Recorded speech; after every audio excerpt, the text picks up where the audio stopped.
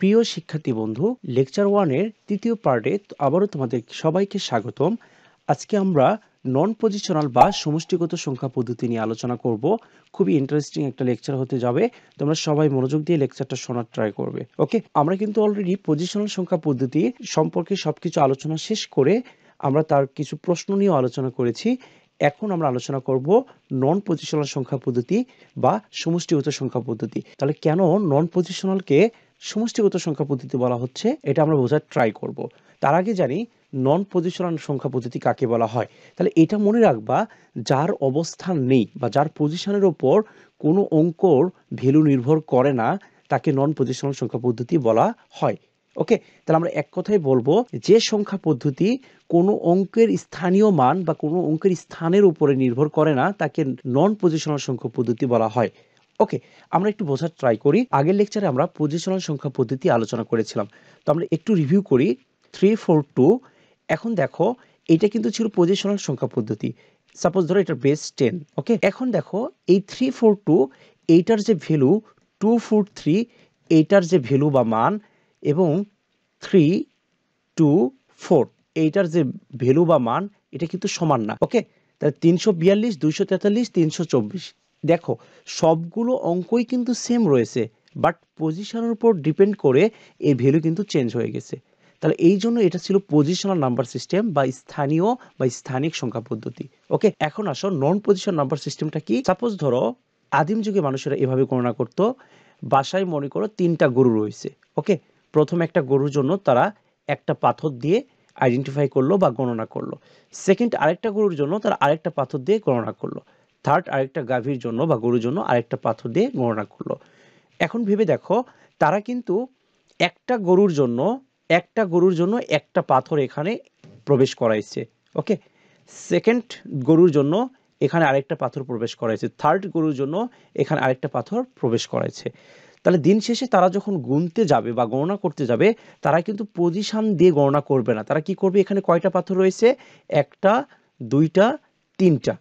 তাহলে তারা কি করবে, তিনটাকে এই পাথরগুলোকে যোগ করে দিবে। তাহলে 1 + 1 + 1, তাহলে কত হয়ে গেল, 3। পাথরগুলোর পজিশন, সাপোজ ধরো এই পাথরটা যদি এখানে আসে, এই পাথরটা যদি এখানে আসে, এই পাথরটা যদি এখানে আসে, ভ্যালু কি কখনো চেঞ্জ হবে? হবে না। তাহলে এইটাকে বলা হচ্ছে নন পজিশনাল নাম্বার সিস্টেম। তার মানে এই পাথরের এক্সচেঞ্জ করলেও আমাদের ভ্যালু কখনো চেঞ্জ হচ্ছে না। সাপোজ ধরো আরেকটা এক্সাম্পল দেই। এই যে ভি, মানে যেটাকে আমরা বলি রোমানে 5, এই যে 1 যেটাকে বলা হয় 1, তাহলে দেখো ভির পরে 1 দিলে কি হয়ে যাচ্ছে, এখানে বলো তো 6 হয়ে যাচ্ছে। তার মানে আমরা কিভাবে এটা 6 নির্ণয় করলাম বলো তো। ভি মানে কিন্তু আমরা জানি 5, এই আই মানে হচ্ছে 1, তাহলে আমরা এই দুইটাকে যোগ করে বললাম 6। ওকে, আবার দেখো এক্স হচ্ছে 10, এক্স হচ্ছে কি 10, তাহলে এক্স এর পরে যখন ভি দেই আমরা কি এইভাবে লিখি 10 তারপরে 5, এইভাবে লিখলে কি হয়ে যায় 105। বাট আমরা কিন্তু লিখি 10 + 5 = 15। তার মানে দেখো এই সংখ্যা পদ্ধতিতে বা নন পজিশনাল সংখ্যা পদ্ধতিতে এর পজিশন উপর ডিপেন্ড করে ভ্যালু চেঞ্জ হচ্ছে না। ওকে, কারণ কি দেখো এটা সমষ্টিগত সংখ্যা পদ্ধতি কেন বলা হচ্ছে, আমরা এই দুইটা অঙ্ককে যোগ করে আমরা ভ্যালুগুলোকে আইডেন্টিফাই করতেছি। তাহলে এইটাকে এই জন্যই বলা হচ্ছে সমষ্টিগত সংখ্যা পদ্ধতি। এখন আসো পজিশনাল সংখ্যা পদ্ধতি নন পজিশনাল সংখ্যা পদ্ধতির তুলনায় ব্যবহারের ক্ষেত্রে বেশি সুবিধাজনক। কেন সুবিধাজনক এটা আমরা একটু বোঝার ট্রাই করি। ভালো করে দেখো, সাপোজ ধরো তোমার কাছে 4000 টাকা রয়েছে। আমরা দেখো এখানে সংখ্যা দ্বারা কত সুন্দরভাবে রিপ্রেজেন্ট করতে পারলাম।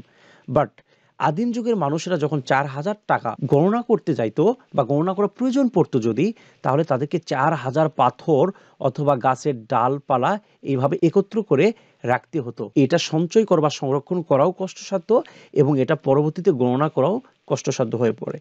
তার মানে কি, এই পজিশনাল সংখ্যা পদ্ধতির পজিশনের উপর ভিন্নতার কারণে এইটাকে গণনা করা খুব সহজ হয়ে যায় এবং বড় সংখ্যা গঠন করাও খুব সহজ হয়ে যায়। আর নন পজিশনাল সংখ্যা পদ্ধতি এটা বড় সংখ্যা গঠন করার ক্ষেত্রে বেশ অসুবিধাজনক। এই জন্য পজিশনাল সংখ্যা পদ্ধতি নন পজিশনাল সংখ্যা পদ্ধতির তুলনায় ব্যবহারের ক্ষেত্রে বেশি সুবিধাজনক। আশা করি তোমরা পজিশনাল এবং নন পজিশনাল সংখ্যা পদ্ধতি নিয়ে বিস্তর একটা ধারণা লাভ করেছো, এবং এই ক্লাসটা যদি তোমাদের ভালো লেগে থাকে তাহলে অবশ্যই শেয়ার করবা অ্যান্ড সাবস্ক্রাইব করতে ভুলবা না।